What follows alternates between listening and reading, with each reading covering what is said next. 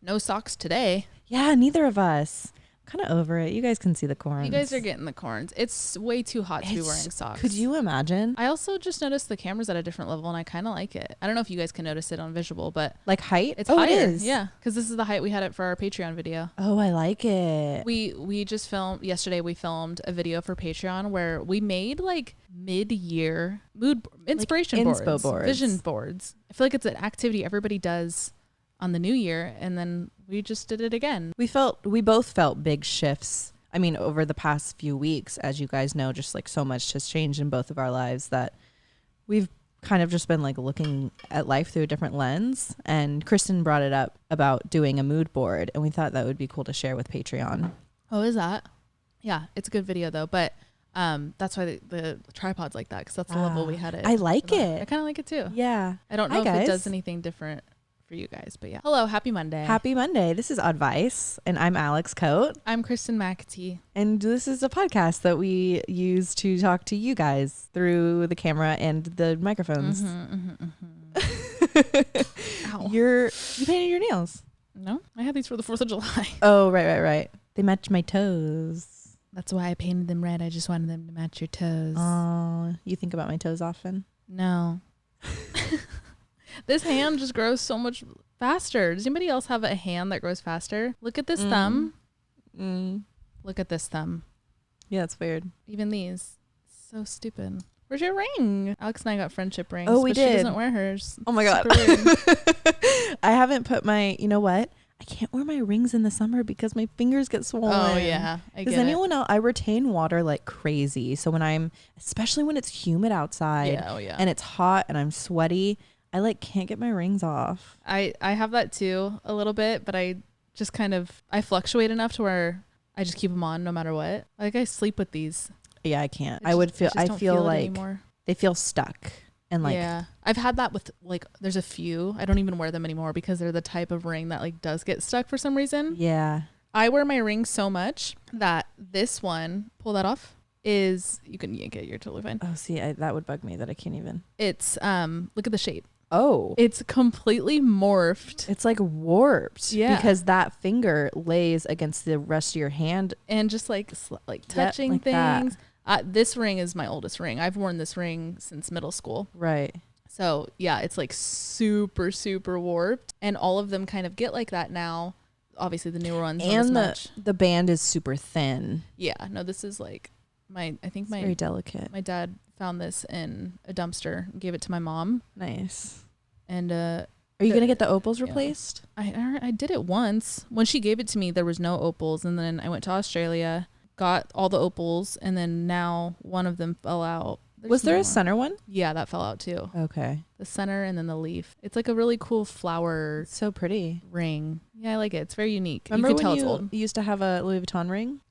Yeah. I'm freaking pissed about that. I gave it to a stinky poopy boy, and then he gave me one in return. Not like on some deep shit. It was literally like, ooh, that's a cool ring. Okay, I'll give you this if you give me one of yours. Swap. It was literally like nothing romantic by any means, but he never gave it back. And he still fucking wears it. Really? Oh, yeah. I see it on Instagram all the time on his finger. I'm pissed. That's crazy. He got a girl too. Do you still have his? Mm-hmm. Rock that shit. Isn't it like nice? It's like beautiful. Like it's like really gorgeous. No, I don't know. All of my rings. Give it to me. I'll wear it. All of my rings are like my energy, and like, no, I get that. They're mine. They all mean something to me. Besides this one. This one actually means literally nothing, but I love it. It's so pretty. It is. But all the other ones, like, they mean something. What? Where is the little diamond? It's there. It kind of rolls in sometimes. Tucks. Okay. Yeah, everything has like a different meaning. Mine too. I love rings. Rings are so nice. They're just bracelets for your fingers.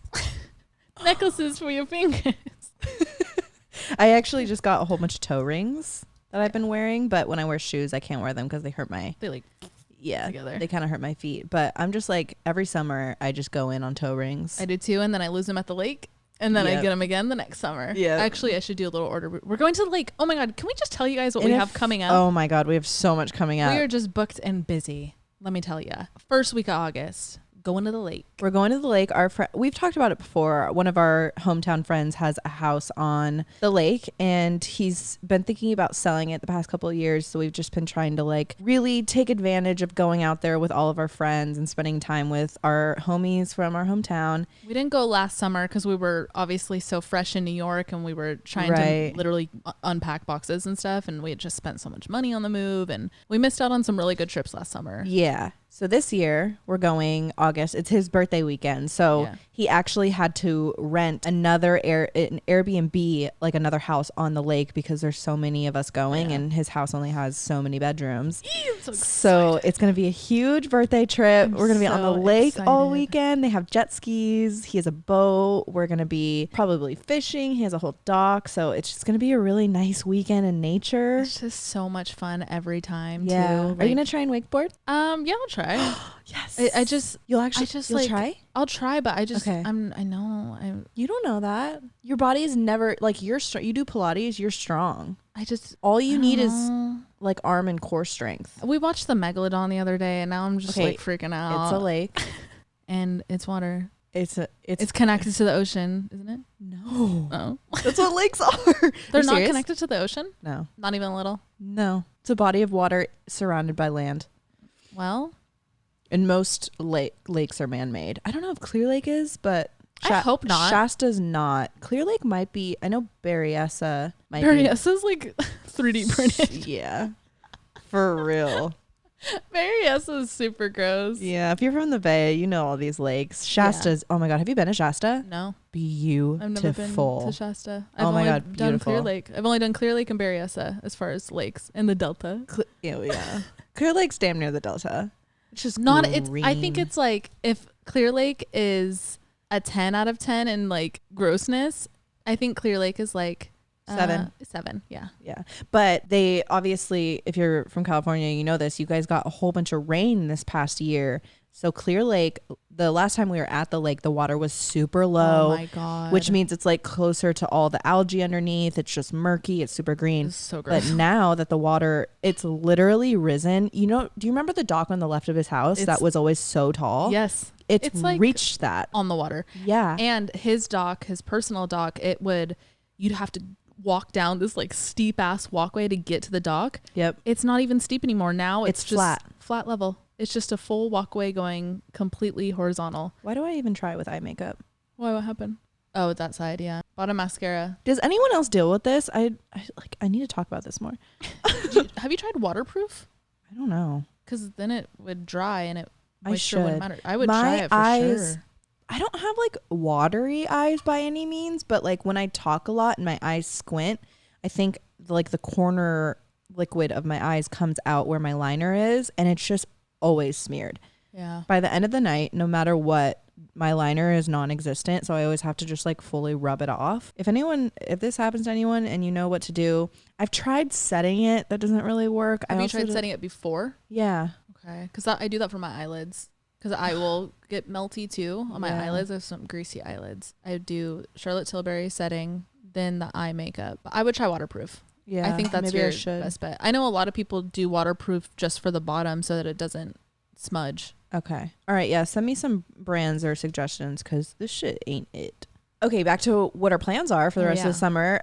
So first weekend of August, Clear Lake, and then you're going to be there for a couple weeks. Oh my God, with family. A lot of family stuff. I'm going to see my real dad. My father. Your biological father. My biological father. I'm going to.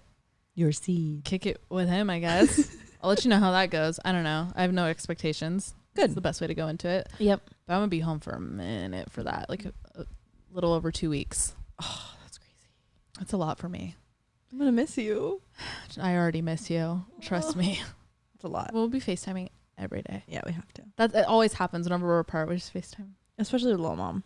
Oh, just a baby. I know with all this travel, I'm like barely going to see my little dude, and I'm very sad about not seeing my baby. Oh, I wish you can come to. Okay, so Kristen's going to be in August in the Bay for like the first half of August. I'm coming home after the lake trip. But the first weekend of September is my birthday weekend. If you don't know, my birthday is September 8th, 1995. I was born at 333. It is my 28th birthday. Oh my God, I just forget. What? That you're I'm younger. Yeah. There's a point in time where I'm not the same age as you. 6 months of our lives where we're different ages. Yeah. That is a long time. That's a long time. Yeah. Yeah, I'm younger. I'm a baby. 27. Oh, I remember when I was 27. Oh my God. Those were the years. So I'm turning 28 and I've always wanted to go to Montana because it's beautiful and I have a special place in my heart for national parks. So we're going to Glacier National Park for my 28th birthday. We got a house and literally anyone who wants to come, pull up. Just pitch in.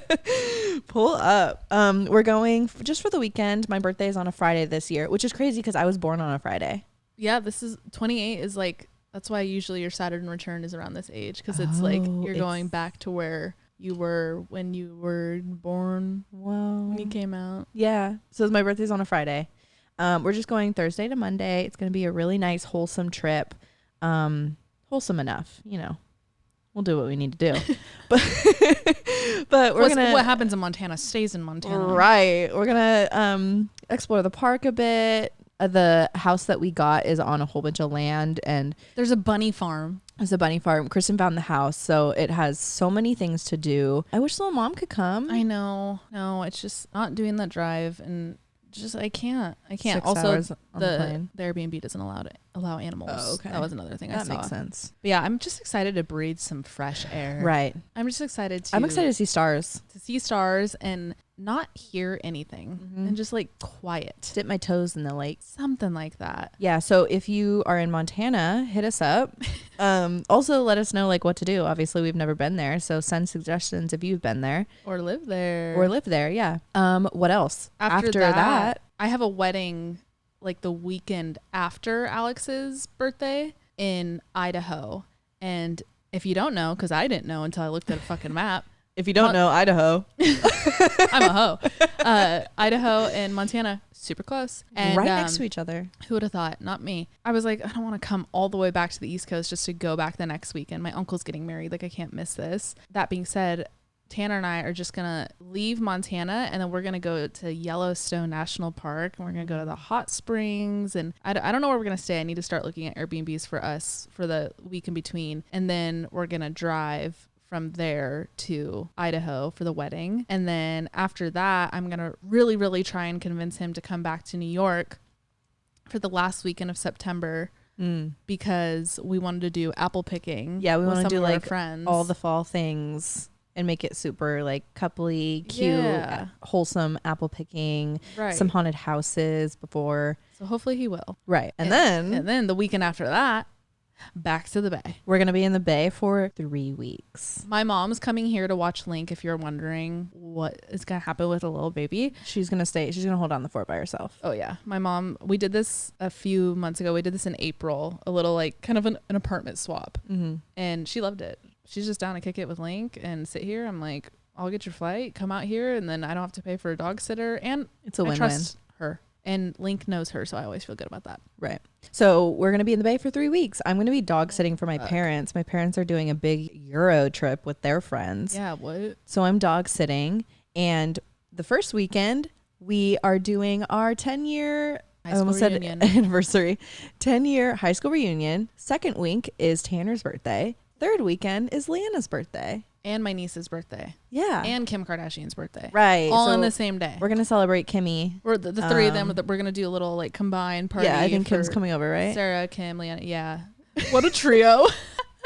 Super if weird. we put them in a room. Oh my God. Sarah would like own the room. Sarah's like 7, by the way. Like she's a child, but no, she would. She would fully own the room. Yeah. So a lot going on. Next few months, I'm seeing family more, like dead ass. I'm seeing family more in the next few months than I have since before I moved out at 18 years old. And that's crazy. That's crazy. I'm really like energetically preparing myself and just really practicing putting up I call it my lavender bubble. Like before I go into a situation, I'm like, all right, put up my bubble, like get my circle right, because that's all I can control. And I'm staying with Tanner, which will be so nice to like usually when I go home, I don't stay with my parents or anything. So it'll be nice to like go do family stuff, but then be able to go back have an to escape. Like, yeah. Yeah. Just because I get overwhelmed. I mean, I'm sure I think we all of all you guys do can at this agree. age. Like Yeah. once you move out and you're out of your family unit and you've just like built your, you know, your life. own life. It's overwhelming sometimes to like spend that time with family. Exactly. When you're used to your own space. Exactly. And that's how it feels. It's like I know I'm gonna want. I mean, it's gonna be weird not even having Link to like decompress with, but it'll be nice to have Tanner. And like, I don't know. I don't know what to expect. Again, I'm going in with no expectations, and I also told myself if I get too overwhelmed, change my flight, come home. Yep. Like I can escape if I need to. But part of me is also kind of excited. I think I'm excited to get to know my dad a little bit and really spend some like adult time with him. Last time I saw him was when my grandma died in 2020, but like obviously we weren't talking about much other than the fact that he just lost his mother. And so it was just a different type of trip. Right. Whereas this trip will be about chill. like, yep. Like we both know the intention here. And I think a lot shifted this past year with like you guys written letters back and forth, like you text a little bit. Yeah. It's, you know, it's a conversation's open. Yep. It's a different dynamic between you guys than it's ever been in your adulthood, at least. That's what I'm eager to see play out. And like my goal here isn't to necessarily like have him in my life and like have my dad back. I think the father figure trophy is long gone. I'm an adult now, and that's Phil's trophy. Yeah. My stepdad, Phil, he raised me. That is the man in my life, and I love him to pieces, and I would never take that away from him regardless of blood. So it's not that like I'm trying to like get my dad back, but it's more so just learning about the person that's half of me genetically. And yeah, I think it has a lot more to like do with you knowing this side of you, like seeing the connection and seeing like, oh, I get this from this person. And that's what I've always wanted. But I was talking about it in therapy yesterday, and she was like, I think that'll be great. And like, I'm so excited to hear all the things that you kind of connect with him. But it's also, I mean, this is the tale of nature versus nurture. Like there's also just a lot of things that are just you too, Kristen. Right. And I was like, oh shit, you're right. So. Especially with like, without that interjection of his being in your childhood, you have developed these things on your own without his influence. Yep. That are just like your personality, your soul, your past lives, or whatever you believe in. Whole lot to unpack there. There will be a lot of updates. Few months. That also being said, I'm sure we haven't really like sat and thought about it. We really should, but there's going to be a lot of episodes that are over Zoom for the two of us. So won't be as pretty visually, but you guys will still get the content. And I think it'll actually be kind of cool to podcast and catch up together because we're not going to be seeing each other as much. Yeah. There's going to be a lot of different content because usually like we know each other's day to day. Right. And we know what's going on for the most part. We just kind of like digest it for you guys. Whereas like, now we're not going to be seeing each other. Okay, before we hop into today's episode, we're going to take a quick break for a brand spanking new sponsor. A newbie.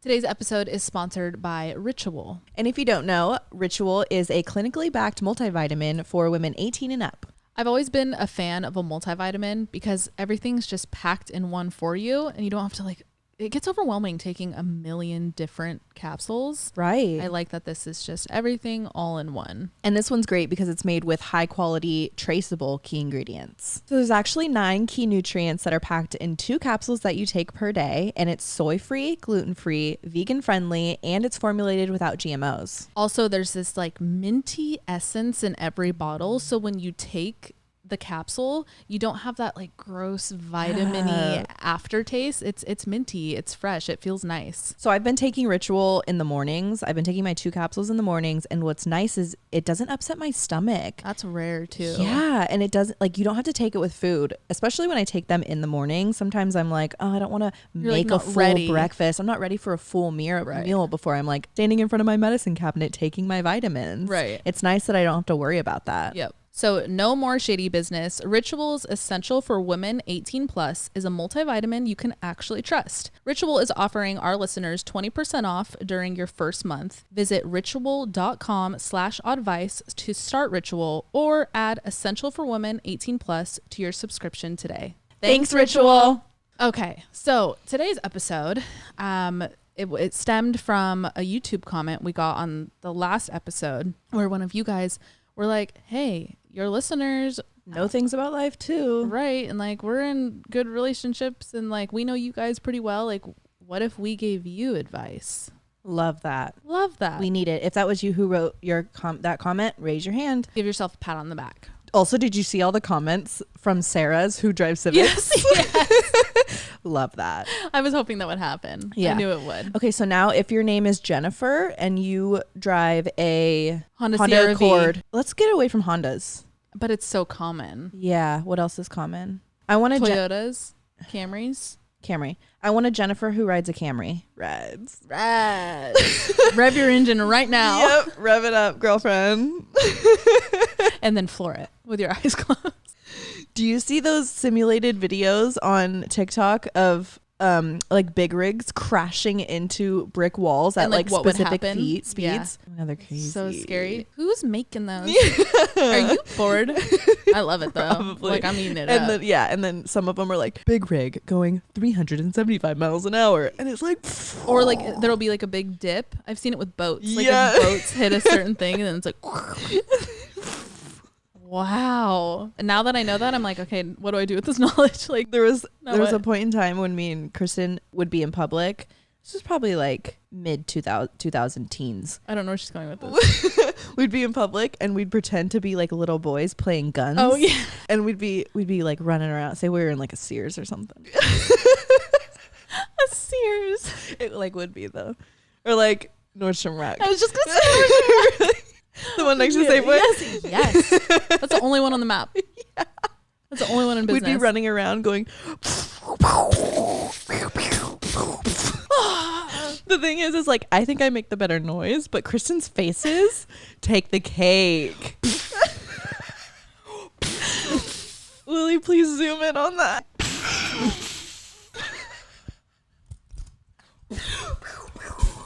Yeah. Okay, let's start adulting. I'm lightheaded. We really need. Yeah, me too. It takes a lot of breath. I How do make you it think bad again. it's starting again? Yeah. How do you think little boys feel? They're probably so out of breath all the time. Right. I was talking to my nephew yesterday. He's 10, but like also 30. And he was like, seriously, guys, because I was on the phone with my sister, so he was talking to both of us. Seriously, guys, what is the humor on social media doing to our brains? Oh my God. You're 10. Be 10. You don't need to think about that. No. And he was just like, I mean, come on. It's just, he goes, it's fucking crazy. No way. He cusses? Yeah. Monica doesn't give a fuck. Oh no. Yeah. I see both sides, like the parents that are like, don't cuss. Like I see why you don't want your kids to cuss. But then the side that Monica expresses where it's like, They're gonna say it anyway. if you tell them not to, they're going to do it and like do it in the wrong situations. Like, I don't know. He's not like doing it all the time. Also, but, like let parents parent their own kids. right. That's the biggest thing of all is like, not my circus, not my monkeys. So Yep. whatever. But yeah, he was like, what is it doing to our heads? Like he was just so concerned for the human race. Insane. And he was like, he goes, I swear, just in the past few years, like the way humor is on social media has evolved so much. And Monica goes, how the fuck do you think we feel? And she started like kind of telling him about MySpace. And he was like, whoa. Oh my God. He's like, I can literally post a video, a 3-second video of this mug right now and put the Incredibles theme song over it and it would go viral. And I was like, you're so right. Genius. That's Oliver, everybody. Oh my God. He's going to do something crazy when he's He older. is. He is. He's like on some other shit. He is so just mature. Yeah. And like, intuitive. yes. It's crazy. He said something else. Monica was like, oh yeah, I was talking about this with Ollie the other day. And before she said that, I thought she was going to talk about like, Ice I don't cream know, flavors. Pokemon or something. Right. She was talking about how sitting in emotions, it was actually a great analogy. I'll share it with you guys. Sitting in an emotion is obviously the best way to get through them. The only way out is through. She was explaining this to Ollie, and the analogy she gave him, and he would like totally understood it. And they had like a full conversation about it, was if you're in a haunted house and you're like going through and things are popping out at you, like, you're freaking out. It's scary. But if you stopped in a haunted house and just like took it in, looked around, noticed the thing on like a timer that was popping out every 5 seconds to scare the next person behind you, it would slowly start not being as scary. Right. And she was telling him this to help him understand his emotions. Oh my God. And he was like, you're right. Like he took it. Yeah, he took it in. He's 10. That's crazy. That's so what like I cool. learned from that. Right. And like 18 years older than him. Right. It's crazy to think about. But I feel like when I talk to him, he's like a peer. He's not like a little kid. That's so cool. Like I'm not like, oh, hi, Ollie. I'm like, oh, what's up, Ollie? Like he's right. He is. That's why my peer. That's why he's like that, though. Right. We've always just talked to our kids as like. I just don't like adults. baby. Like, oh, what do you want to go to the park? Are you hungry? Want to go to the park? Right. That's like. Oh, her eyes went. She was like, please no. Yeah, Link hates the park. She likes it once we're there. She just doesn't like the walk there. Getting there. Okay, she's like, please no. And every time Kristen like has to drag her out of the house, Link is not like a cuddly dog at all. No. But she will come and run and jump on me and sit, literally like put her butt on my lap. And like she doesn't, she doesn't, me. Yeah, she like wants me to save her. Yeah. No, I don't want to put her through it for no reason. But then she can sit on my lap. I know. No, on the 4th of July. Okay, and then we'll start this episode. Sorry, guys. Yeah. On the 4th of July, she's iffy about fireworks. She doesn't like shake or whine or hide, but she just kind of like, I don't know. She knows something's up. So she was sitting closer to me. Again, not a snuggler, but she was sitting closer to me than she usually does, which was fucking great. And I was telling Alex the next day, like, oh my God, I loved it. Like she actually like slept close to me and it was so nice to cuddle her. Alex is like, you should just play firework noises all the time. Through your Alexa. So then she snuggles me. It's like kind of smart. It's not a bad idea. But let me just like put my dog through this. But if you're a dog owner, you get it. Like you want them to snuggle you. You want to give them any reason to snuggle you. So let me just put her through trauma for my benefit. Literally Munchausen, right? By proxy. All right, guys, we're going to hop into it. What we're going to do. So you guys sent in a whole bunch of quotes. Sorry, let's circle back real quick. We asked for advice from you and just you guys. Things that you guys have, like people have told you, whether it's like parents, grandparents, peers, whatever, like that one chunk of advice, like you said, typically kind of a quote form that really stuck with you and you live by till this day and you share with people around you. We want you to share it with us. So we're just going to kind of like popcorn back and forth through your guys' emails and we have so many. Spread some light. Thank you so much to like everybody. I always love when we open the floor to all of our Monday listeners because there's just so many of you guys who love to write in. You deliver. Yeah, there's so excited. Many. I just saw a subject line that got my eye. So I think I want to kick this off. The subject line says health anxiety advice. Ooh. Let's hear it. Hi. First off, I love your guys' podcast. Have been listening since the very beginning. Holy crap. Eee. Hello. 3 years in. Yeah, you are very loyal. Right? I have always had massive health anxiety that started to consume my life when I recently got some not so great diagnosis. I'm a person who spirals down Google rabbit holes after self-diagnosing myself. I always assume the worst of minor symptoms and am terrified to go to any sort of doctor appointment because I have convinced myself that I will always get bad news. I know Kristen struggles with health anxiety too, so I wanted to write in the advice my therapist gave me that has truly helped calm my thoughts. Remind yourself that your body is constantly sending you signals. Those signals are just showing you that you are alive. If you run up and down a flight of stairs or do an intense workout, your heart rate will rise and you will start breathing heavier. This is all just showing your body is functioning properly. Something else I do is challenge my intense health anxiety thoughts. For example, when I convince myself that I have cancer for literally no reason, I challenge those thoughts by finding all the reasons pointing against having cancer. The fatigue I'm experiencing has not gotten more intense. I'm not losing weight unintentionally. I'm able to sleep properly, etc. I don't know if those are actual cancer symptoms, but it helps me by just listing things that are normal and healthy. I hope this helps, but this is also coming from someone who still struggles with health anxiety. These are just a couple things that help ease the worries. Thanks for reading and give Link lots of love from me. Oh. Also, if this makes it on the podcast, will you say hi to my friend Lael? L-A-E-L. She also listens. Hey. Hi. What's up? I love this. This is like a very similar kind of mindset I've been having lately. I think I said it on the podcast. I also made a TikTok about it, but I bit the bullet. Health anxiety has been through the roof, and I was like, just make all the appointments I need just to ease my mind. I just got a few done this past week, and as heavy as a task it helped a lot because I do the same thing. I'm like, okay, I'm about to walk through the doors into this appointment and I'm going to walk out a different person because they're going to tell me I have 30 minutes to live. It sounds crazy, but that's, if you know, that's seriously where the anxiety goes. And I've just gotten to a point where I'm like, I can't live this way. Straight up, this is just not a way to live. And I'm putting energy in not only the unknown, which is the epitome of anxiety, but into something that I don't want my body to hear. I don't want my brain to hear. I don't want my soul to hear. I don't want all these negative thoughts, especially around health, to be something that I'm like convincing myself for no reason, because I don't want it to come to fruition. I don't want it to like happen. So it helps me a lot to do the same thing where I'm just like, it would be a whole lot worse if it was something serious. I found this doctor on TikTok. I think it's worth me getting his name because I followed him share this immediately because he popped up on my page. That's the great part about TikTok. Sometimes it feeds you some shit that makes you more anxious, but sometimes it feeds you exactly what you need to hear. What you need. So his name is your doctor friends. It's an account of 2 doctors, Dr. Jason Bay and Dr. Jonathan Fu. He posted this TikTok and it's pretty much him saying, like, if you're a hypochondriac, this is for you. And it was saying simple stuff like, if the pain you're experiencing goes away with a standard dose of ibuprofen, Tylenol, whatever, it's probably not a tumor. It's probably not a cyst that's about to burst or an aneurysm or all the things that us hypochondriacs flee to.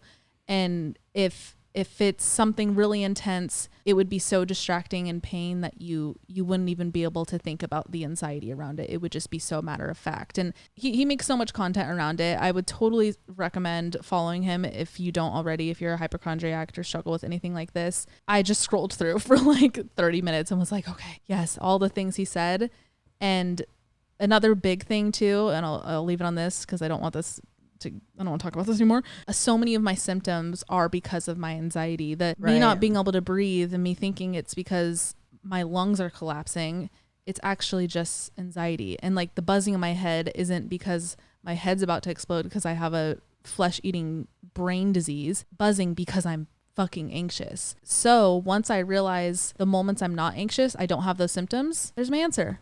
If they were real symptoms, I would be having them all the time. Right. That's just kind of something I have to tell myself. So thank you for sending that in. And I hope it helped you guys listening too, because it's fucking real. And it's got to be nice to hear that other people go through the same level of anxiety. Yeah. To kind of put you at ease that it's not just your head going to the limits. Like people experience this. This is a real condition that people have.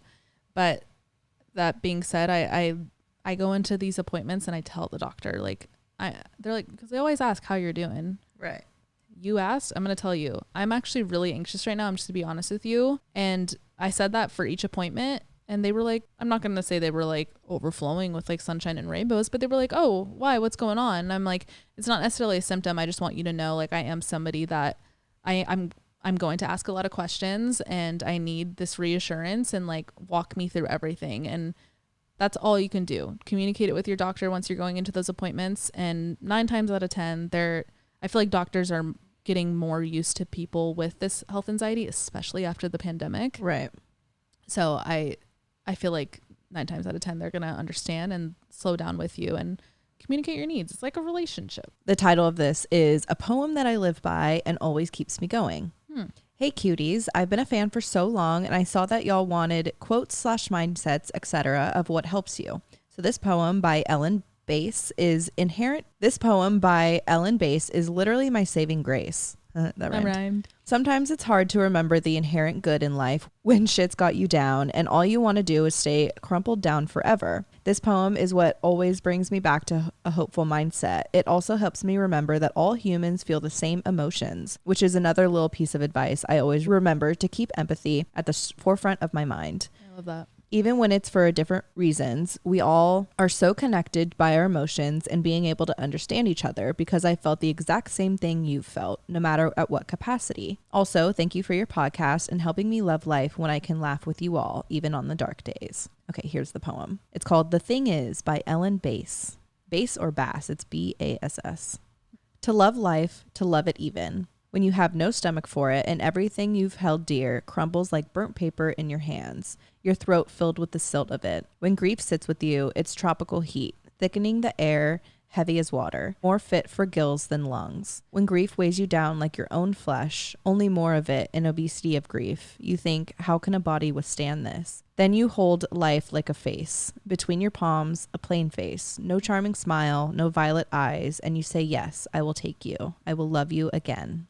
Oh, that's pretty. The weight thing, I really felt the first half of that poem and like the explanation of grief. The heaviness of it. Yeah, like it's thick. I really like that. We all feel those times when like we really have to work hard to see the good in life. Yes. And like I see that a lot. It's kind of hard to, a lot of the times when I feel like I need to kind of force myself to see the good, it's usually like the small things that make me have that mindset switch where I'm like, oh, the world is a good place. Yeah. Like cute little human moments and right. stuff like that. And like that's kind of what I got from the end of the poem where they say you grab a face, but it's nothing special. Right. It's not charming. There's no violet eyes. You just say yes. And it's like the little things that kind of bring you back to reality and earth and you see the good. Right. Like a neutral emotion rather than just like only the good times. Right. I like that. Okay, this next one, the subject line, I already love it. Something I've always lived by. Says, people are plants. Hi, girly pops. I religiously listen to you and sorry for any misspellings. English is not my first language. So my college professor said this, and this was the only smart and useful thing he said. Yikes.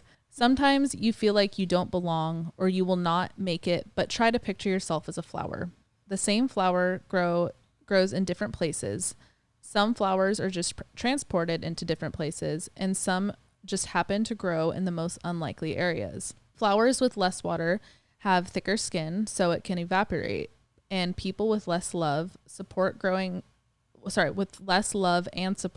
up have walls and thick skin, so they don't lose that little love and hope they do have. Oh. Flowers with a lot of sun have big leaves so that they can create food and grow. People with a lot of love growing up have bigger hearts and are more trusting. So if by any chance those two flowers exchange their spots, they will struggle at first and look miserable. But if they survive with those big leaves and thicker skin, just because that flower has moved and changed its surroundings doesn't make it a different flower. That flower just adapted to its surroundings so it can survive and grow. The same is with you. You've moved from different traditions, families, and cities to expand your knowledge, to grow, and when you come home and somebody starts to tell you, oh, you've changed so much, take it as a compliment because you've adapted to your surroundings and survived in conditions where they wouldn't. Love you guys, pet link for me. Oh, I love this. that. This is like a mindset I have to tell myself all the time. And it's almost like the cute little human moments where I do have to simplify it and be like, I was talking about this with Kaya the other day. She was like, because I was talking about just like struggling with long distance and everything. And she was like, we're just cute little plants that like love another plant. Right. And we're like not near them and we just want to kick our legs and like we're so sad that like we can't just like touch them and like see their little eyeballs and like their smiles and like the wrinkles around their eyes. And like if you simplify the things you're going through, it not only makes it like less overwhelming and more digestible. Right. But if you look at yourself as a plant or a cute little human or kind of like look at yourself as like not a human, you tend to have more compassion towards it. Right. So it's an easier way for me to at least digest it. And clearly you writing this in, you like allow you're yourself just a little chicken. Right. You allow yourself more grace for like the bad parts. Yeah. And something like how you said when you go home and you kind of take it as kind of a hit when people are like, you've changed. And it's like, yeah. I'm older, let alone like moved out and growing and living my own life. And I like that like comparison with the plant because like you've just switched pots. Yeah.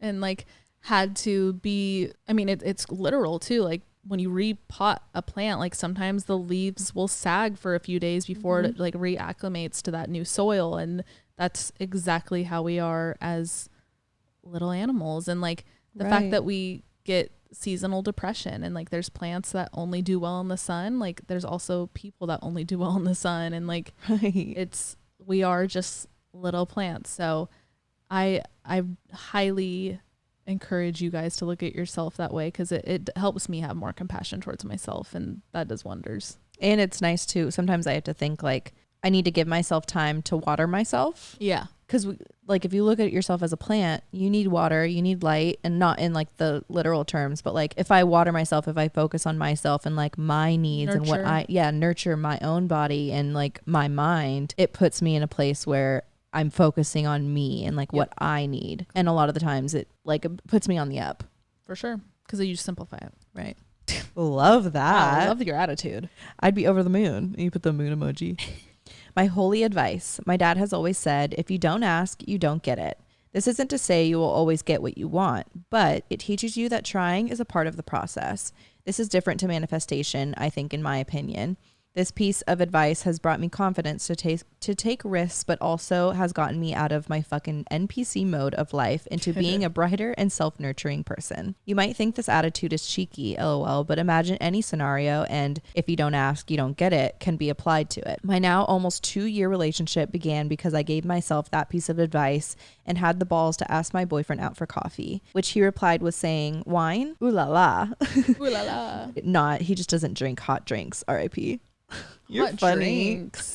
so specific. So specific. But my guy is best friends and housemates with my sort of ex, so it was risky as fuck. And I had all of our individual friendships on the line. Yikes. No regret whatsoever. Good. Me and Jake are as in love as ever, and the three of us are actually planning to live with each other again, like old times, smoking up biffs in the back garden and jamming tunes. Fuck yeah. I should disclaim this now. If you're thinking anything dodge, there isn't a weird dynamic. We're all amazing friends, and I'm so gassed to be in a chill, non-toxic environment. My point being, I took the jump. I directed my path. Sure, I didn't know it was going to be the best decision I've made, but I would have regretted never asking for the rest of my life. While that might be a decently big scenario, try out this advice for smaller occasions. Girl, if you want more cheese on your pasta, ask, and you shall see if the restaurant will grate it. With the eyes emoji. Much love, peace, and respect for you gals being true in your energy from your biggest Welsh fan.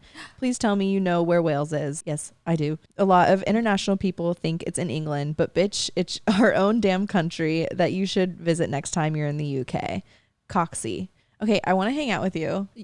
Where's Wales? North of England, I believe. Beats me. I think. I've definitely heard of it though. Let me make sure I'm right. One of our friends growing up, her mom's from Wales, and she had like the coolest accent to me. Yeah, it's northeast of England, on the east side. East side?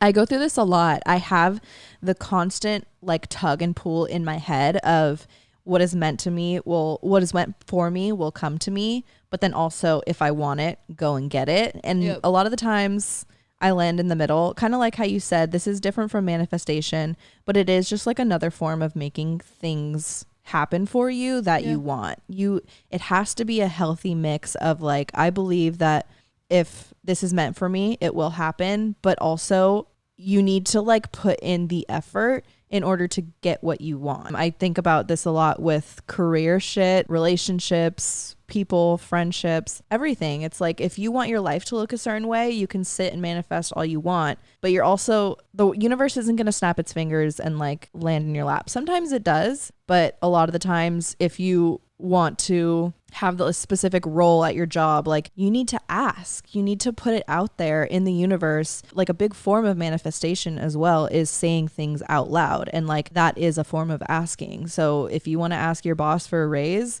but you're just like sitting there hoping it's going to come to you, ask for it. And like a closed mouth doesn't get fed, and if you ask for it, the worst that's going to happen is someone's going to say no, but at least you put out your intention and it might come in another form. I also took that advice as like just a form of communication in general. Absolutely. Like I totally agree with you, and I'll get to that in a sec, but like when you said the relationship thing, that's where it popped up in my head, is like create the environment you want by demanding it. Yeah. Like say it out loud and tell people your wants and your needs so that it's out there. And this reminds me, I feel like I say this every episode, but this reminds me a lot of what Leanna told me almost 10 years ago now, where she said, give it 100% And if it works out, great. And if it doesn't, at least you know you tried everything. And that's part of this. Like, at least you know you said everything you wanted in that situation. Right. And if it doesn't come,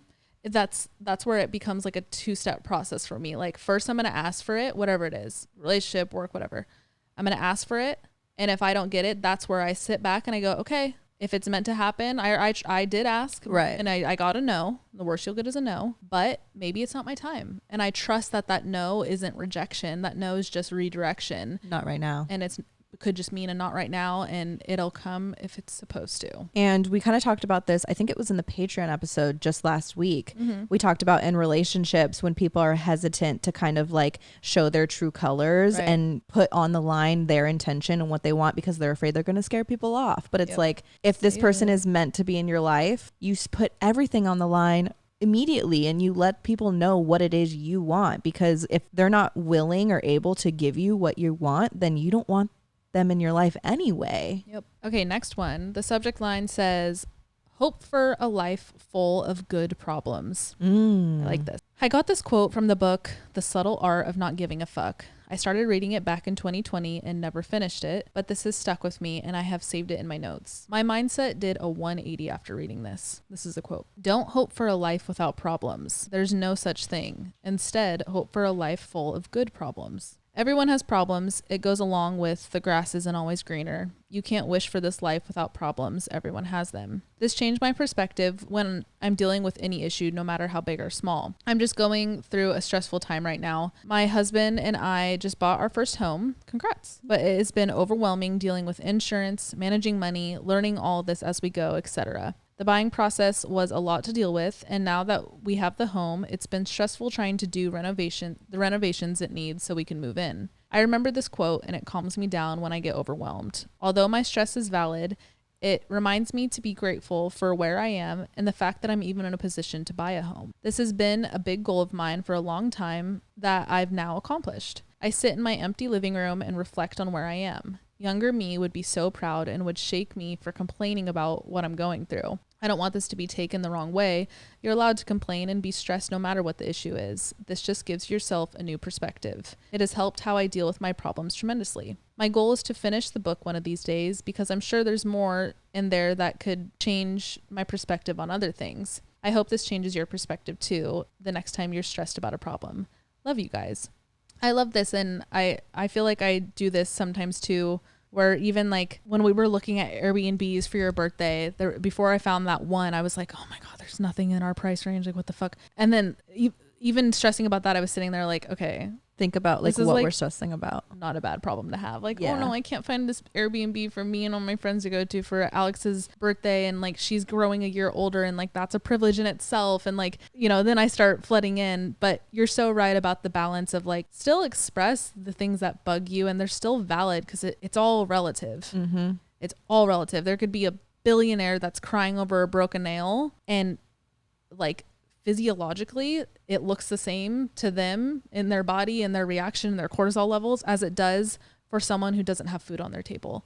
And I know that's so shitty to say because it's like clearly one is way worse than the other on like a moral compass, but as far as like the grace you give yourself, just you allow yourself to feel and complain and whatever you need to do to get the emotion out, but just make sure you check yourself afterwards. Right. It's like internal checks and balances. You have to make sure that like you are keeping that perspective because, you know, it is easy to sit here and like complain about a broken nail, but then like think about what you're complaining about. Right. It's get all that out and validate your feelings and your stress. Yep. But then, you know, check yourself and, oh, I'm sitting here in my high rise in New York complaining about a broken nail. Yeah. I think that's such an important check to have.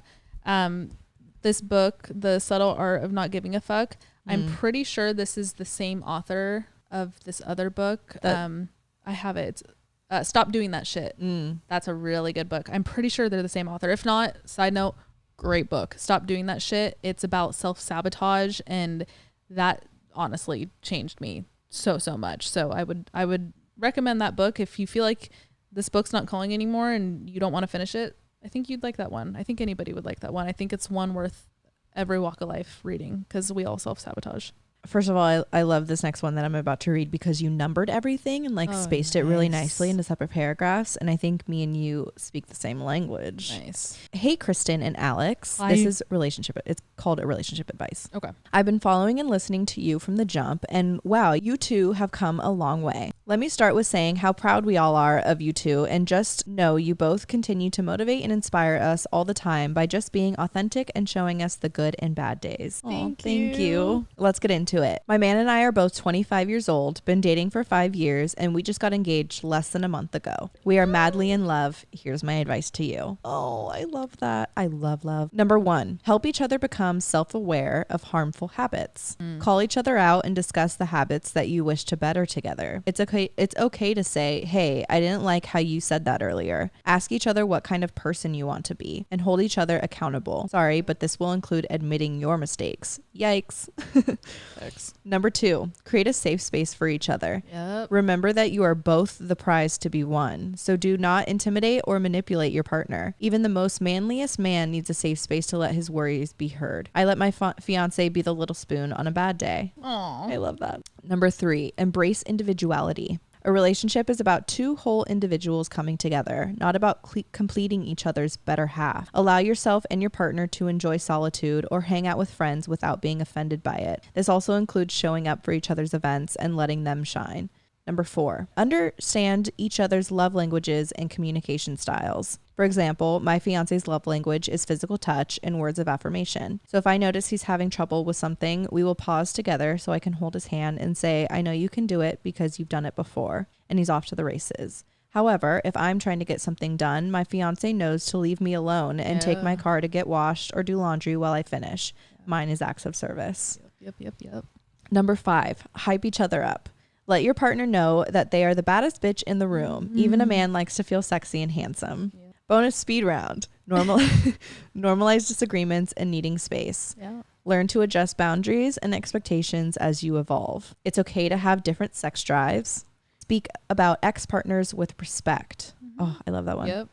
Explore the world or your town with each other. Love you. Sincerely, Juliet. Don't read... Oh, sorry. You sent in pictures of you and your fiance, and you guys are just the sweetest just little rays of light. Also, that rock on your finger. Chill with the ring. Chill. Holy shit. That's like going on my inspo board. I'm about to send that to Tanner. Right. That's fucking beautiful. Beautiful. You guys are beautiful. You guys, I mean, you nailed it.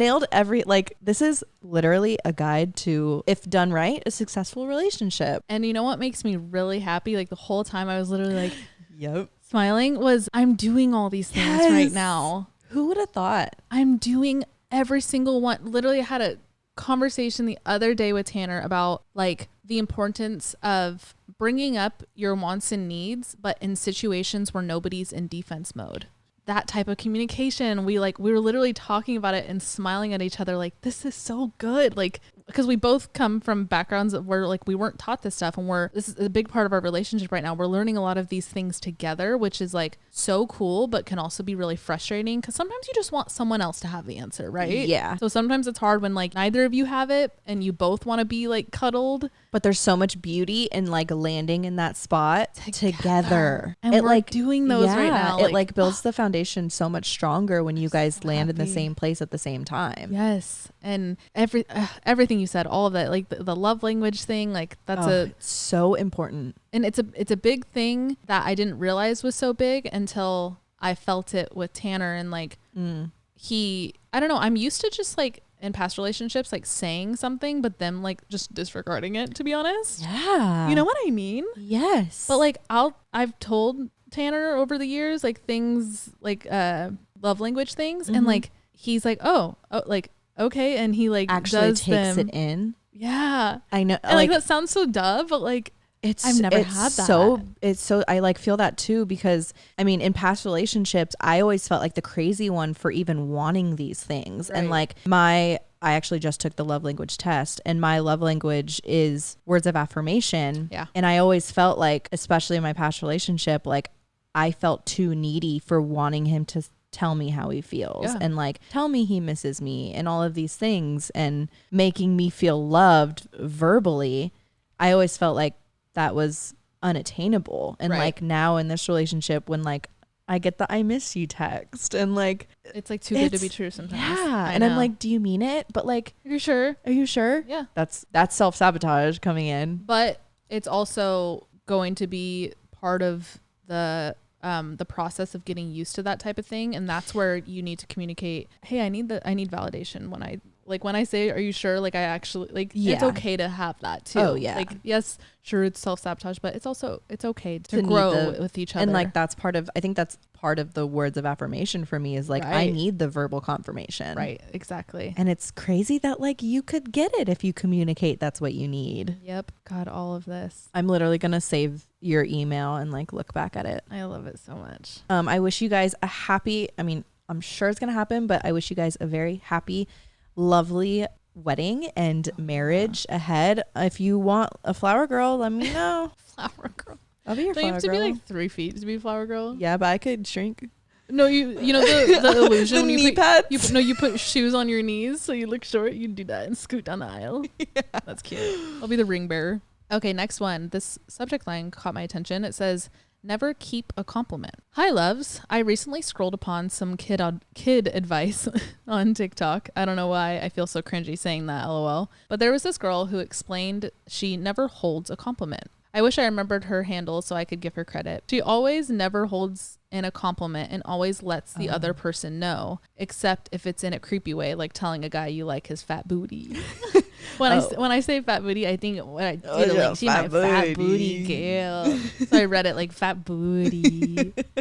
Okay, now I understand the subject line more. I thought it was saying like when someone tells you a compliment to like release it, but whatever. Okay. But I took this advice so hard and to heart, and I've applied it into my daily life. Think about a time someone complimented you on your new shirt. Every time you wear it, you think of them. Or when a stranger tells you that you have a beautiful smile, not in a creeper you way, you'll always remember it, and it makes you feel so warm and fuzzy. Be that person for someone else. If I'm loving someone's outfit, I will now go out of my way to tell them. Or if the barista made a really good cup of joe, I let them know. Love that. This life is about spreading love and kindness. Be the reason someone feels warm and fuzzy today. I love you girlies. I've been watching Kristen since the butt cracking time. Butt cracking down. And I can confirm that you two are all about spreading the warm fuzzies. Aww. Thank you for making so many people smile, creating a safe space, and personally being the big sisses for this big sister. Hugs and kisses. You said your name. You didn't say keep it on or not, so I'm not going to say your name just in case, but such a cool name. What the fuck? You have a really cool name. Sick.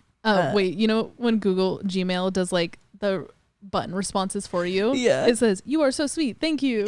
As like the pre-written response I can send. But I love you are so this. sweet. Thank you. I live by this one. Yeah. I clicked on it. I'm trying to click on ones thinking like I want something like that is gonna like fully blow my mind. So that's what I thought that was, like keeping a compliment. But I do this. I love telling random people and like breaking, especially in New York, people walk with like the straight face and like they're on a mission. I love just being like, I love your dress, and they kind of are like, oh, thank you, and then keep going. I love doing it. Favorite thing to do. I did it more when we lived in LA because it's the funnest when you're passenger princess. But I would always roll down the window, and if there was like, even if it was like a group of 2 people or like a bigger group, I would yell out, "You guys are all really good looking." You're like, hot. Yeah. And like imagine sitting on like a street corner with your friends trying to figure out what like brunch spot to go to, and you see someone hanging out their window yell at you like, "You guys are all really good looking." Yep. Oh my God, I would feel like a bad bitch. It would change the whole vibe of the day. I'd be like, let's go somewhere with like bottomless mimosas. Yes. Like I would want to like make my day. Go crazy. Yeah. Absolutely. It's that easy. It's really that easy. And it makes like, it's a win-win. Like you feel good for making someone else feel good. Right. Yeah. Never hold in a compliment. You know who's really, really good at that? Liza.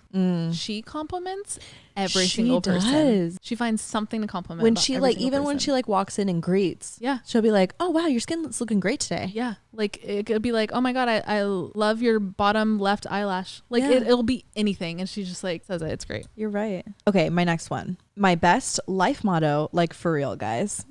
Okay. All right. I believe you. Hello, pretty wifed up ladies. Whoa. You can share my name, etc. This is Chloe. Ooh, I'm not going to say your last name, but I like your last name. I am currently at work, so here I am emailing you from my work email as well. Oh my God, I'm telling. Wait, look at, she goes, chill job though. Hey, yeah, chill ass job. What? Oh, I'm an assistant manager at a dispensary. So like ask me any weed questions if you have any and want to, LOL. I really couldn't tell you where I read/saw this, but my best life motto or piece of advice would be that a big part of growth is moving on and forward. You have only met a fraction of people that are going to love and care for you in this lifetime. The happiest you've been isn't the happiest you'll ever be. There's so much more in store for us in life. Just be patient with yourself.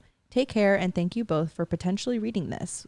XOXO. Gossip girl. Chloe, you are so damn right. I feel like a lot of the times, especially when I'm in like my ruts, I think, fuck, this is it. This is going to be my life forever. Like I'm done. The pressure. I've peaked. Yes. Oh my God. But it's like, then I look at my 80-year-old grandmother and I'm like, oh my God, I'm an infant. Yes. I haven't even started life yet. Yeah. And I'm putting so much pressure on me to be in a place that like figured it out. Figured out. I know everything. I'm where I'm supposed to be. This is the best I'm going to be. This is the best I'm going to get. And it's like, I haven't even started. Yep.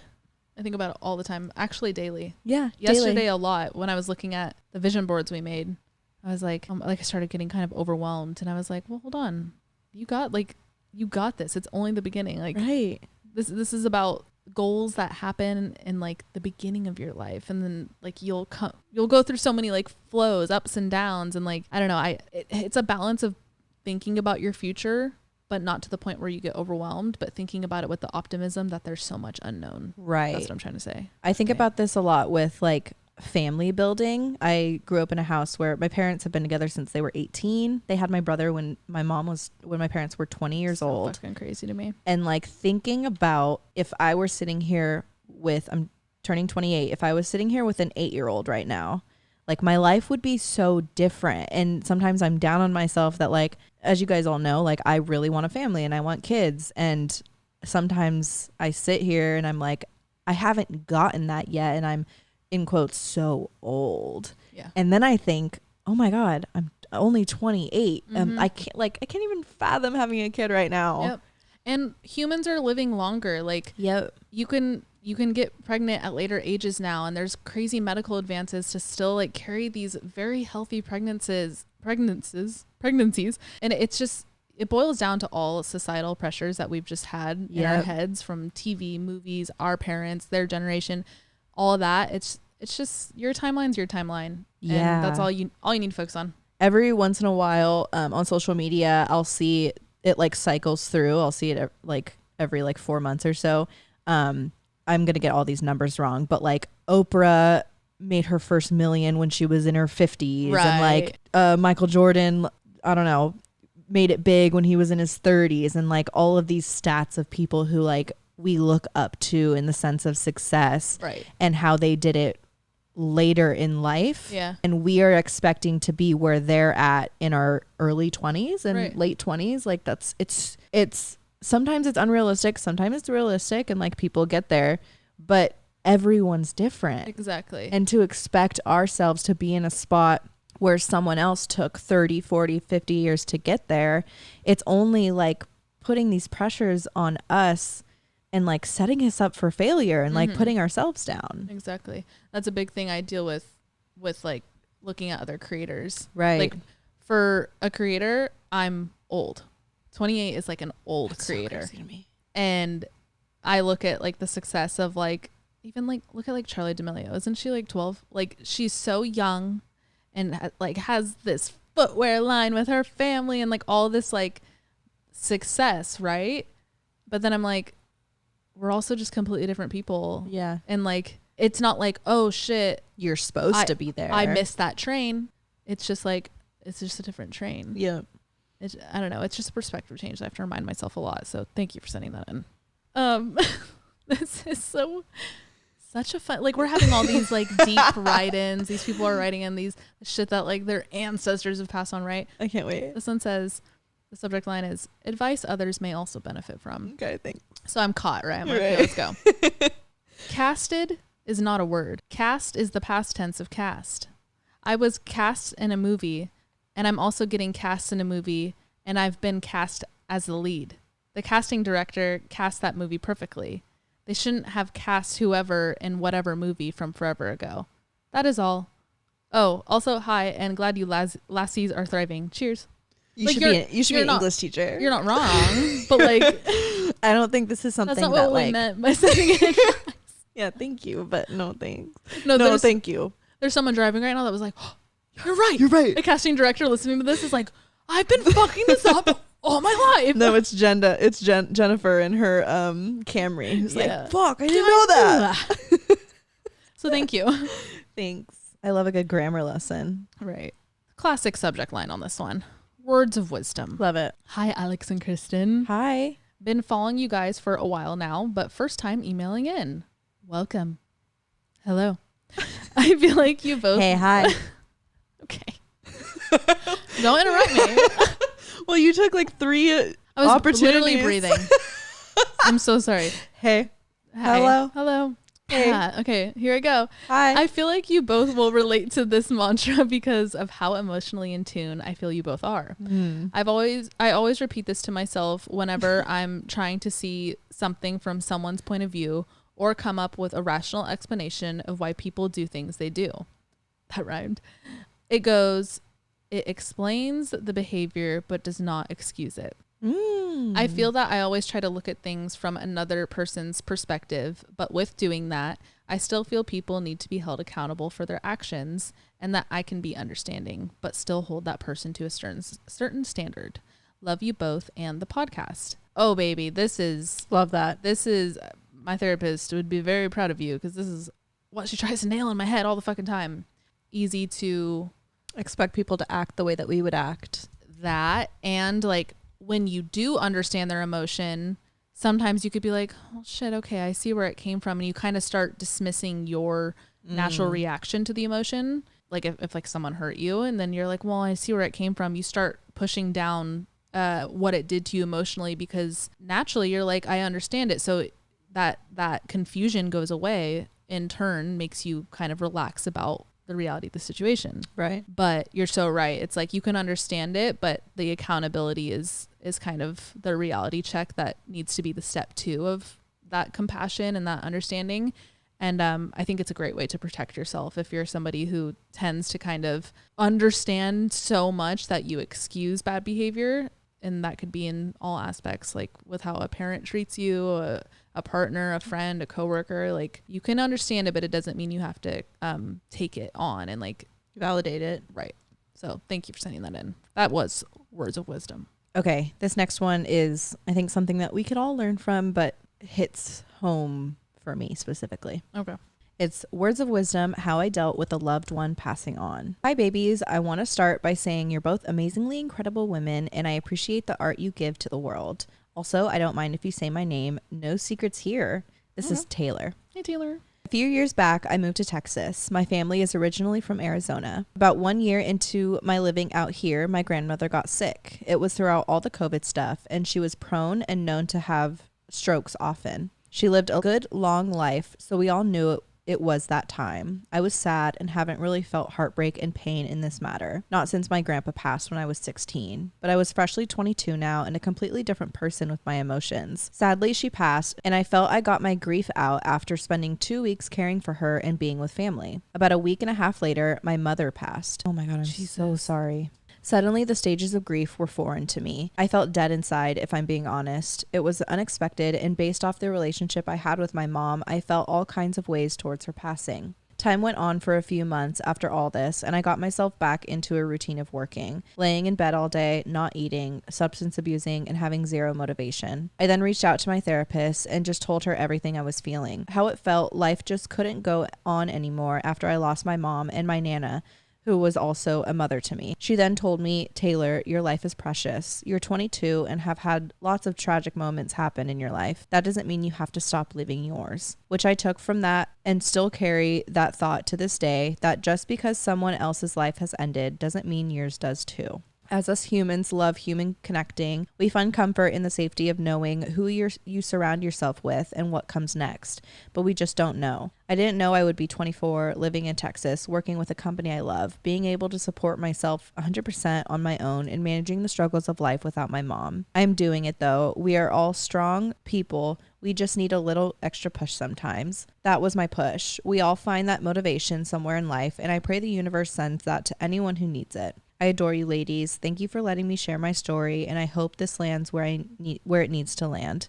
XOXO, Taylor. It landed. Oh, it landed. Taylor, my heart is like goes out to you. I needed to hear this. I feel like grief is never ending for me, and I feel like that could be said for a lot of people who lose loved ones in their life, and it comes in waves, and sometimes when I get in those waves, I feel so guilty for like having a good day. Mm-hmm.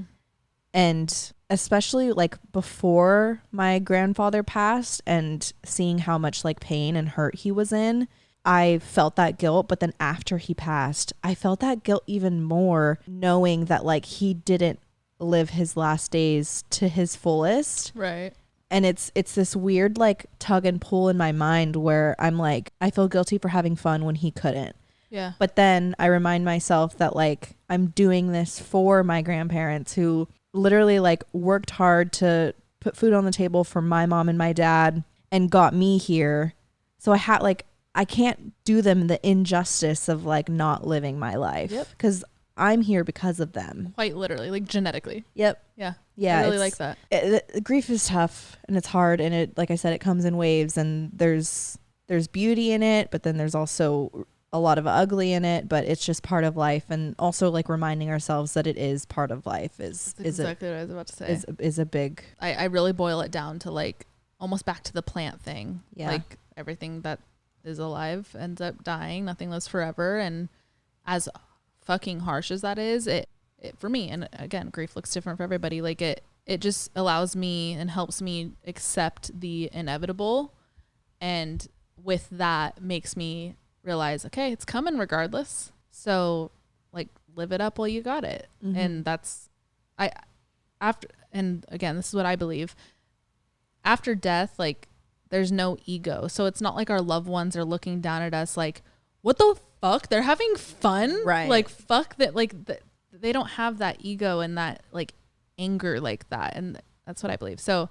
yeah, with that, it does help me in those moments where I'll have that guilt too. And mm-hmm. even with like the fact that I'm not close to home, and like knowing, and I'm sure you relate to this too, but like knowing that like my grandpa's alone now, and like your Oma's alone now, yeah, and like we're not there, and all, I'm like, okay, but like that's, we don't have to take that all on. Yeah, it's not ours. That's not our duty. Hold, not solely. Mm-hmm. And it kind of helps alleviate and everything. So thank you. I definitely needed to hear that too, and I'm sure a lot of people did too. Okay, this next one had a poop emoji in the subject line, so I got super excited. It says, my sacred piece of advice. Dear ladies of New York. Wow, I feel like you're president. Yeah, I feel like I own New York now. Hey, thank you. I'm about to share with you my most sacred piece of advice. I share this piece of advice with only my closest friends and family, and now with y'all. Ooh, I feel so special. Are you ready for this?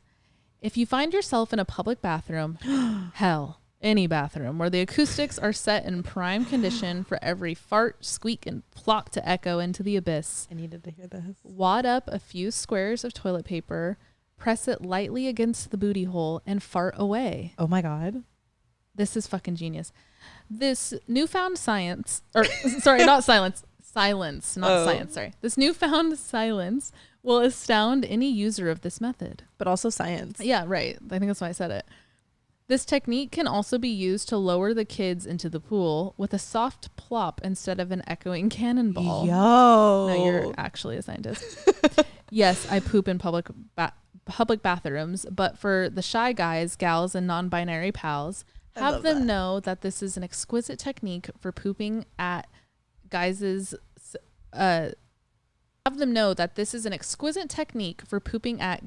or significant others' houses, or behind the door from any audience they would rather keep unbeknownst to their excretory habits. Wow, you use a lot of big words. Love you, hoes. And of course, don't keep me anonymous, because if y'all read this on the podcast, it shall become my biggest claim to fame and the shining moment of my life. Play it for everyone you know. Yes. Love, Ashley. P.S. I am turning 18 in a few weeks and want to get my first tattoo for my birthday. And I would be honored if y'all decide what I should get. Ooh. P.P.S. Alex, I am now getting my major in graphic design and visual communications because your example gave me the confidence and faith in my own abilities. You absolutely changed the game for me from a military career to following my passion. I've listened to y'all since I was 14. Shut the fuck up. And y'all have literally walked me through my adolescence. I fucking love y'all. Why does that scare me? No, I think I'm gonna like, cry. Shit. Yeah. Like, are you okay? Are you okay? That's like really developmental years, and like that's making a lot me of pressure. realize like we need to be really careful what we say. Sometimes I forget that this is a public podcast, and now I'm like, this 18-year-old just said that they've been listening since 14. We raised you, Mama, and you chose your career because of me. and now you want us to choose your tattoo. You should get Kristen and Alex rock. Kristen and Alex rock my socks off. You won't. In script on your ribs. Please. Pretty. Okay, actually, what do you want for your tattoo? Let's see. Do you like spaghetti? You can get like a cute spaghetti noodle wrapped around a meatball on a fork. I like have that on my Pinterest board, that same tattoo. Get it, because Kristen cooks and I love pasta.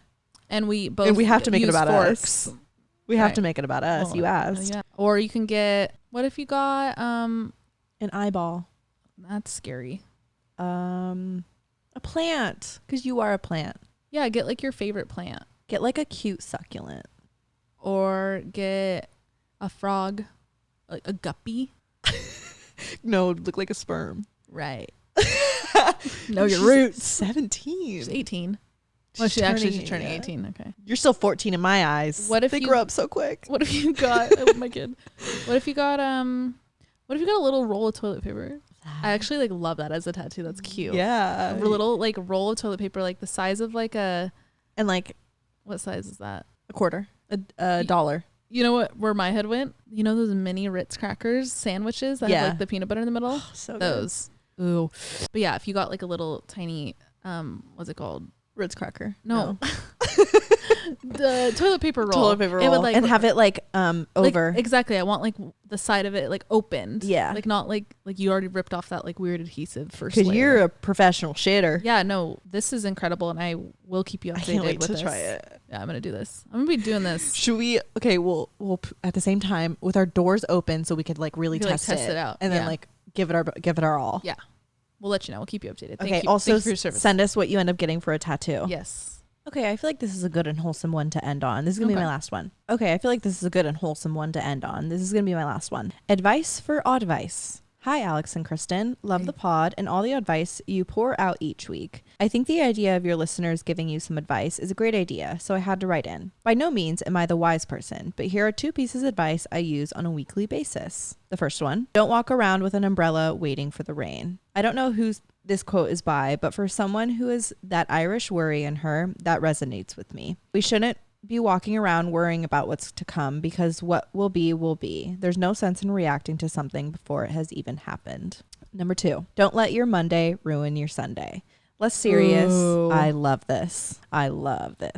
Less serious, but for all the people with Sunday scaries out there, self-explanatory. Have a great week. Sent from iPhone. Wow, I love that. Love that. Don't let your Monday ruin your Sunday. Because I feel like Sunday around like 4 p.m. I'm like, oh shit.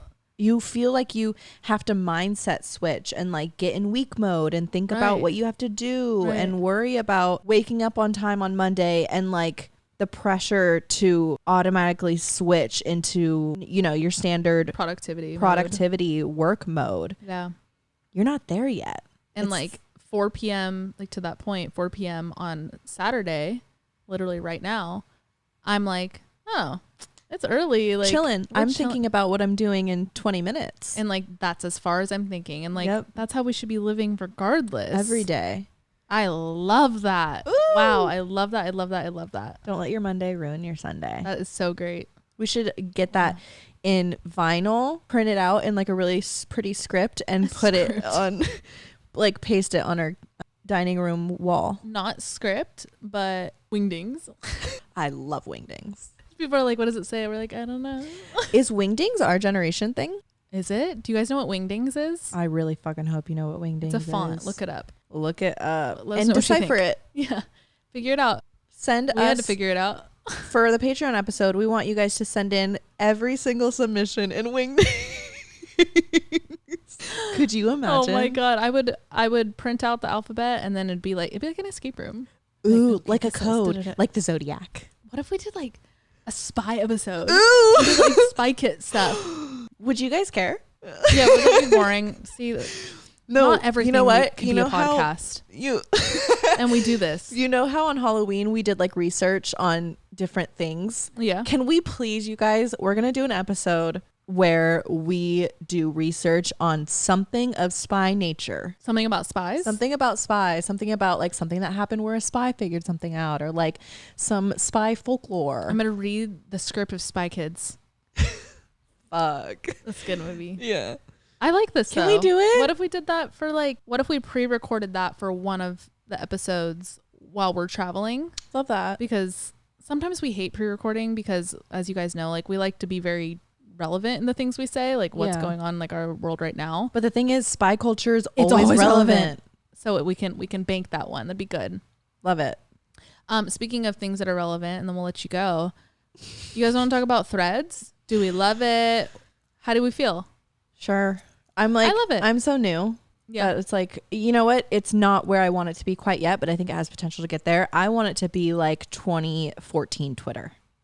I don't think it ever will be. I hate that. But I think the reason why I'm hesitating is because I think it has potential. I think a lot of people are seeing this opportunity for a new platform to move away from what Twitter has turned into. Agreed. And I hope it does too. And like I've even seen threads of people saying that, and call it what you want. Maybe it's pessimistic of me to say, but like the shitty thing about social media is like, as much as we want it to be what 2014 was, the culture just won't be. Like trolls have just multiplied and multiplied daily, and like hate culture and cancel culture and all the like shitty parts of social media. The Pandora's box is open. Like it's gonna Ollie be was so right. Oliver was fucking right.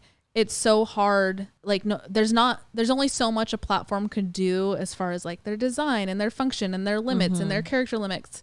To like, we can't weed out the people that just want to spread hate on the internet. And I hate, like, I'm so sad to say that, because like I've seen so many people say like, oh my God, this feels so fresh. I was talking about it with Liza.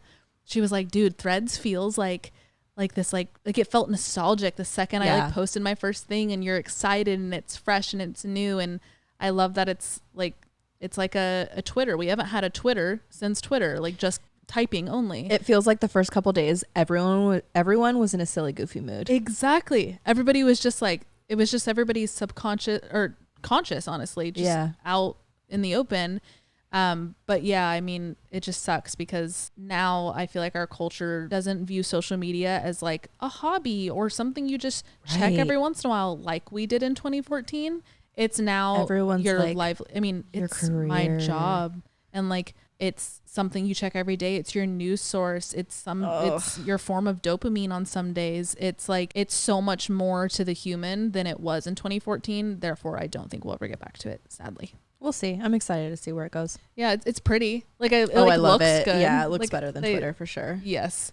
I know Twitter is like wanting to sue them though for there's like a few things that look exactly like Twitter's. And I don't know like the details of it, but I saw like a few headlines saying like they're trying to be like, shut this shit down. But I feel like Instagram wouldn't have done this without making sure they were safe with these lawsuits. Right. Sorry, something in my throat. Yeah, Twitter is probably just like trying to grasp right now.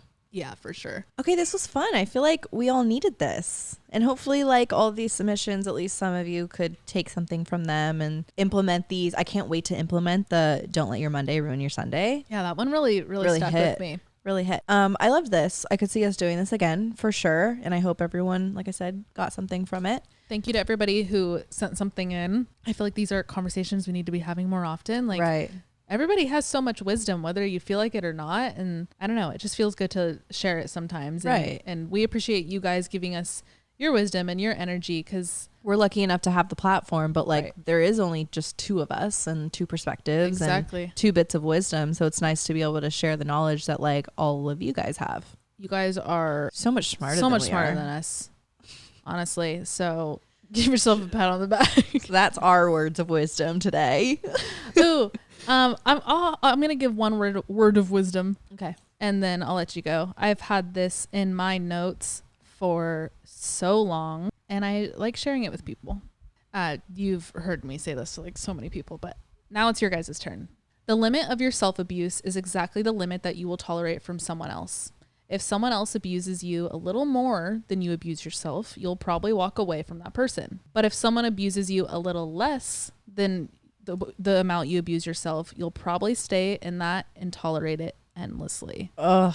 I leave that with you. It kind of feels like a negative one, but I do feel like it's It could be very helpful if you like take Yes. it to heart. exactly. Yeah. Really think about How you treat yourself. how you treat yourself, and understand that that in turn will mirror how people treat you, and how you subconsciously tolerate the levels of respect or abuse or whatever it might be in your life. But I don't know, I just like sharing that with a lot of people. I think I put that in my notes a few years ago now. The date is July 26, 2020. Love Almost that. 3 years ago. Whoa. That's kind of cool. At 3:12 a.m. Jesus Christ. What were you doing? I was depressed. Yeah. I was very depressed, but we're good. Okay, guys. Happy Monday. Have a great rest of your week. For Patreon. I mean, we can keep Oh, it wait. going. No. We have something. Oh, yeah. We filmed something for you guys. Yeah. But you could still send in stuff if you want. Yeah. Like, that's our DMs are always It's always open. an open book. For sure. But yeah, we You'll see the boards that we just talked about in the earlier part of this episode. Yeah, we fully like made them with you guys, explained our whole process behind our vision boards, and you even saw us cutting out in the magazines, a little arts and crafts moment. So Right. I think you'll love it. If you want to get supplies to do it yourself, you can like Do it with us. do it while you watch it. It'd be really cool. But yes, enjoy your week. Happy Monday. And if you're not on Patreon, we'll talk to you next Monday. But if you're on Patreon, we'll talk to you Friday. I love you guys so much. Love you. Bye.